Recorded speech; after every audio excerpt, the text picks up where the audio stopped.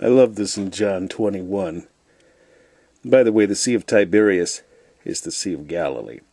Tiberias is along the shore of Galilee, and I'm guessing that, when you're near Tiberias, they call it the Sea of Tiberias. But it was the Sea of Galilee, just in case you didn't know that. I think it's interesting here where Simon Peter saith unto them, I go a-fishing. Sounds like he's discouraged, like, yeah, oh well, whatever. I don't have any direction anymore. Come on, let's go back to our old trade. And they were like, yeah, okay, yeah, us too. And they didn't catch anything. And that night they caught nothing. But when the morning was now come, Jesus stood on the shore, but his disciples knew not that it was Jesus. And Jesus saith unto them, Children, have ye any meat? They answered him, No. He saith unto them, Cast the net on the right side of the ship, and ye shall find.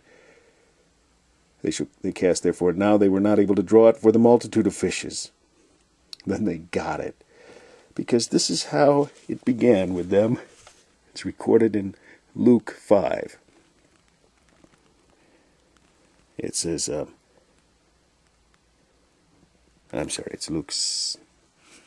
It is Luke 5. Okay, there it is. I see it now. After he taught the people, he told Peter to thrust out. Reading other passages that they had taken nothing. Well, even Peter says, when he tells him, Let down your net for a draught, and Simon answered and said unto him, Master, we have toiled all the night. Same thing at the beginning of their call. We have taken nothing. Nevertheless, at thy word I will let down the net. And they had this done. They enclosed a great multitude of fishes, and the net brake. And they beckoned unto their partners which were in the ship, that they should come and help them. And I love this, and Simon Peter saw it. He fell down at Jesus' knees. Depart from me, for I am a sinful man, O Lord. And down here Jesus said, Fear not, from henceforth thou shalt catch men. I'll make them fishers of men. And again the Lord works with Simon. He jumps in the water.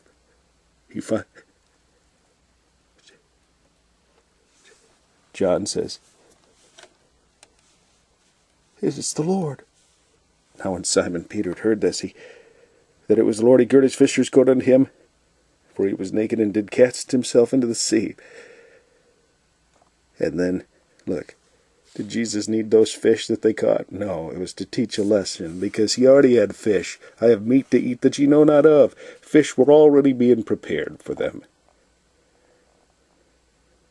But he says, Bring of the fish which ye have now caught. Then I love this. But there's those folks that say, the whole deal with using the Greek terms with this part where Jesus asked him 3 times, Do you love me? And they try to make it some sort of fanciful message there about that. You know what? They're missing the whole point.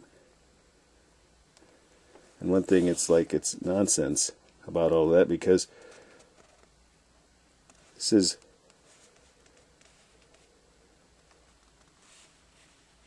he said unto him the 3rd time, Simon, son of Jonas, lovest thou me? The 3rd time. And Peter was grieved because the Lord said unto him the 3rd time the same thing. Lovest thou me?